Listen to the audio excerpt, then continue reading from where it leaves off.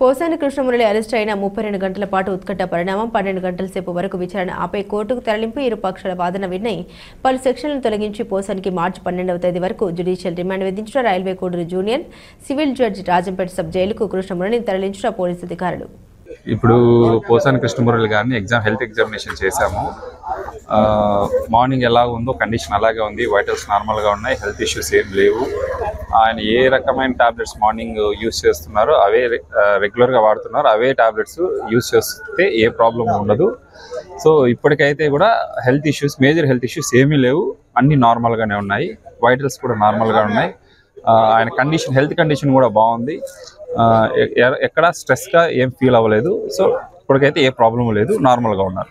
Sir ఆయన మొహంలో కళ లేదని ఏదో దిగులు చెందారని, మైల్డ్గా ఫోబియా అయితే ఉంది, కానీ అది హెల్త్ ఇష్యూస్ వల్ల అయితే కాదు.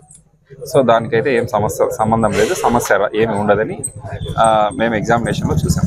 సార్ ఆల్రెడీ ఆయన హార్ట్ పేషెంట్ అని, ఆయన అనారోగ్య పరిస్థితిలో ఉన్నాడని ఇప్పుడు అంటే మైల్డ్ హార్ట్ పేషెంటే, కానీ అది సివియర్ కాకుండా వాళ్ళు ఆల్రెడీ ప్రికాషనరీ మెజర్స్ కింద ట్రీట్మెంట్ తీసుకుంటున్నారు. అది కంటిన్యూ చేస్తున్నారు. అది కంటిన్యూ చేస్తే ఏ ప్రాబ్లం ఉండదు. ప్రస్తుతానికి ఎలా ఉన్నారంటారు సార్? ఇప్పటికైతే ఏం ప్రాబ్లం లేదు కాబట్టి ఇంకా తర్వాత వాళ్ళ ఎంక్వైరీ దాన్ని బట్టి మనం ఎట్లా చెప్తాం వాళ్ళే డిసైడ్ చేయాల్సి ఉంటుంది. ఇప్పటికైతే ఏ ప్రాబ్లం లేదు ప్రస్తుతానికి. తీర్పు ఏ విధంగా వచ్చిందంటారు? ఈ రోజు నిన్నటి నుంచి ఏం జరుగుతుంది అసలు? రిమాండ్ పంపించడానికి గల కారణాలు ఏమైనా ఉన్నాయా? కోర్టు వారి మీద పోసాని గారి మీద పెట్టిన 4 sections serious sections, 2 serious sections, ఒకటి 111, ఒకటి ఐటీ యాక్ట్, 2 196, 353(2). దాని ప్రకారం ఏంటంటే 2 వర్గాల ముందర వైషమ్యం కలిగించే సెక్షన్ల 2. 111 వచ్చి లైఫ్ పనిష్మెంట్, ఈ రెండింటికి 5 ఏళ్ళు. ఆ 111 మటుకు తీసేశారు, దీనికి వర్తించదు, పోసాని కృష్ణమురళికి ఈ కేసు వర్తించదని తీసేశారు. ఐటీ యాక్ట్ దీనికి వర్తించదని చెప్పాడు. కానీ ఆ 2 సెక్షన్లు ఉన్నాయి కదా, వర్గ వైషమ్యాలు క్రియేట్ అవుతాయని. సో దాని కింద వారు కోర్టు వారు రిమాండ్ చేయడం జరిగింది. సార్ ఎన్ని రోజులు రిమాండ్, ఎన్నో తేదీ వరకు రిమాండ్? అది మార్చి 12 వరకు అండి. మార్చి 12 వరకు అంటే ఈ లోపల బెయిల్ వస్తే వచ్చేస్తారు, అదేం ఫిక్స్డ్ కాదు. బెయిల్ వచ్చే అవకాశం ఉందంటారా? ఖచ్చితంగా ఉందండి, రాకుండా ఎట్టుపోద్ది. ఎన్ని రోజుల్లో వచ్చే అవకాశం ఉందండి? అది ఎట్లా చెప్తామండి, మేము ఇమీడియట్గా బెయిల్ వేసాం. బెయిల్ ఈరోజే వేసాం. అది నోటీస్ పడుతుంది, తర్వాత హీరింగ్ జరుగుద్ది. ఒకవేళ ఇక్కడ కూడా న్యాయం జరగకపోతే పై కోర్టుకు పోతాం. ఇదే కాకుండా ఇంకా పోసాని కృష్ణమురళి పైన ఇంకా 16 కేసులు పెట్టున్నారు, 16 కేసెస్. 16 కేసులు కూడా ఇలాంటివి అంటారా? ఏదేదో కేసులు అండి, మాకు రికార్డు కూడా ఇవ్వలేదు. క్రైమ్ నెంబర్ పెట్టాడు, ఎఫ్ఐఆర్ లేవు, కాపీ, ఏం అఫెన్స్ కూడా తెలియదు. ఒక ఊరికే క్రైమ్ నెంబర్, స్టేషన్. అండ్ దాన్ని బట్టి చూస్తే రాష్ట్రం నలుమూలలా కేసులు ఉన్నాయి, రాష్ట్రం మొత్తం మీద. అంటే ఒక ముద్దాయిని ఒకసారి మీరు అరెస్ట్ చేస్తే వారు బయటపడడం మీ కబంధ హస్తాల్లో చాలా కష్టం.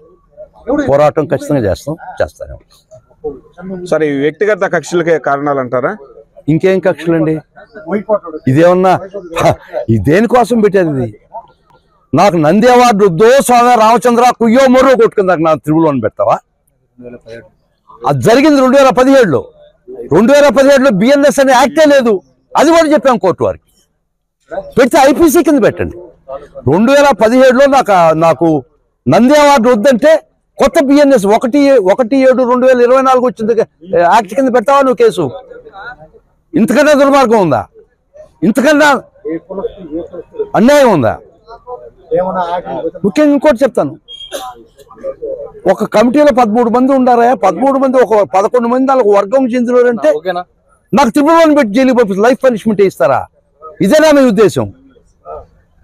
దీని ఏం చెప్తాం తమ్ముడు, మిత్రమా చెప్పు. సార్ 111 సెక్షన్ అనేది దేనికైనా వర్తిస్తారు సార్? 111 అంటే 246 పార్లమెంటరీ కమిటీ రిపోర్ట్లో ఆర్గనైజ్డ్ క్రైమ్ అంటే women trafficking, extortion, contract killing. డబ్బులు తీసుకొని మద్దతు చేస్తారు చూడండి, సుపారీలు తీసుకొని, అది కూడా గ్రూప్గా. కాంట్రాక్ట్ కిల్లింగు, మాఫియా, వాళ్ళు కిడ్నాపింగ్ ఫర్ ర్యాన్సమ్, ఇవి చేసిన వాళ్ళకి ఐపీసీలో సరైన చట్టాలు లేవు కాబట్టి తీసుకొచ్చినట్టు 246 పార్లమెంటరీ కమిటీ రిపోర్ట్లో దానికి పెట్టారు. ఇద్దరు చీట్లాట ఆడుతుంటే 111 పెట్టమని చెప్పలేదు.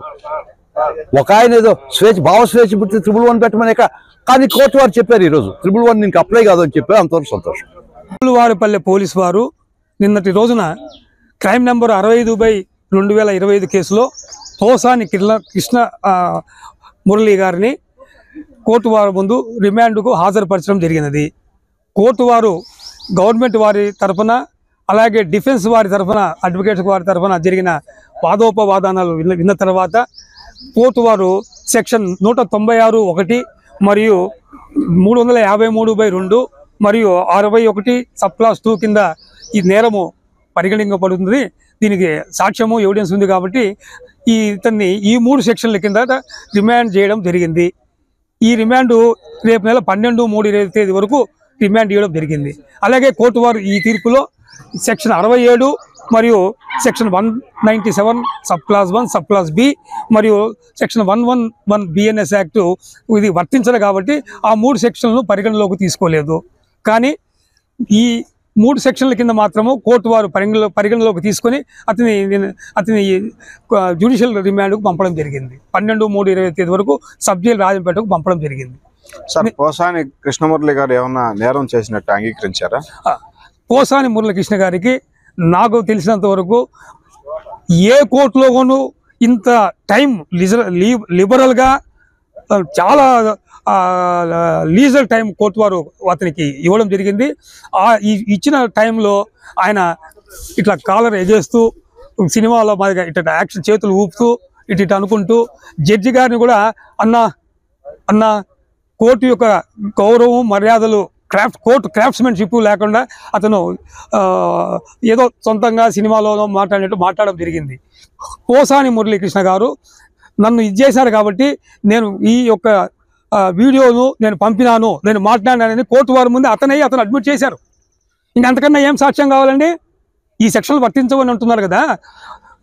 ఏ వ్యక్తి అయితే రిమాండ్కు హాజరుపట్టారో ఆ వ్యక్తే కోర్టు వారి ముందు స్వయంగా ఎలాంటి ఫోర్సు ఎలాంటి ఇది లేకుండా ఎస్ నేను మాట్లాడాను, నేను పంపించాను అని ముద్దాయే ఒప్పుకునేప్పుడు ఇంతకన్నా ఏం రుజువు కావాలి, ఏ సెక్షన్ వర్తించాలని మనం చెప్పేదానికి అతని విజ్ఞతగా వదిలేస్తున్నాం.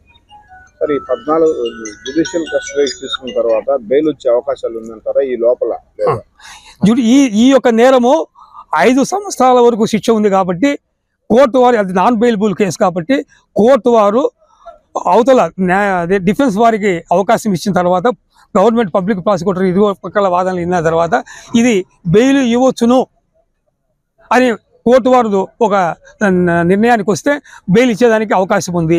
ఒకవేళ లేదు, ఈ యొక్క రికార్డు ప్రకారం కానీ ఈ యొక్క డాక్యుమెంట్స్ ప్రొడ్యూస్ చేసిన దాని మేరకు దీంట్లో కేసు ఉంది, దీంట్లో ఇంకా ఇన్వెస్టిగేషన్ చేయాలి, ఇతను వదిలేస్తే సాక్షులను కానీ ఇతరులు కానీ భయభ్రాంతులు చేస్తారని ఒక నిర్ణయానికి వస్తే బెయిల్ ఇవ్వకుండా పోయేదానికి కూడా అవకాశం ఉంది. సార్, ఇవే కాకుండా ఏదో 16 కేసులు నమోదైనాయి అంటున్నారు, ఈ వాస్తవం అంటారా? దానిపైన కోర్టు వారి రిమాండ్ రిపోర్ట్లోనే ఇతని మీద ఏ స్టేషన్లో కేసులు ఉన్నాయి, క్రైమ్ నెంబర్తో సహా సెక్షన్లతో సహా రిమాండ్ రిపోర్ట్లో పొందుపరచడం జరిగింది. ఆ కాపీని కూడా కోర్టు వారి ముందు సబ్మిట్ చేయడం కూడా జరిగింది. ఆ కాపీ ముద్దాయిలకు కూడా ఇవ్వడం జరిగింది. పోసాని మురళి కూడా ఆ కాపీలు ఇవ్వడం జరిగింది.